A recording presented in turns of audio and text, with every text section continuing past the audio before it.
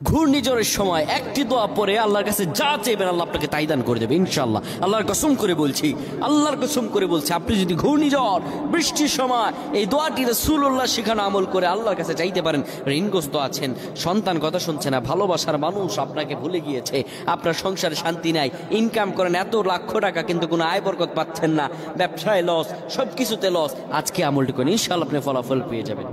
নবীজি আমার বলেন, যখন বৃষ্টি আসবে, তীব্র বৃষ্টির সময় তোমরা আল্লাহর ইস্তেগফার করো আর হাত ভিজাও পানিতে।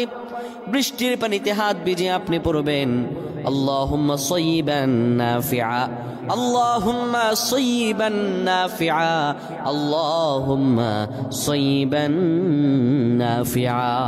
সুবহানাল্লাহ। আল্লাহ আপনার ভাগ্য খুলে দেবে, যা অভাবে আছেন, যা বিপদে আছেন, যা অনিষ্টের মধ্যে আছেন, আল্লাহ আপনাকে রিজিক খুলে দেবে ইনশাআল্লাহ। আল্লাহ আমাদের বোঝার তৌফিক দান করুক, আল্লাহুম্মা আমিন।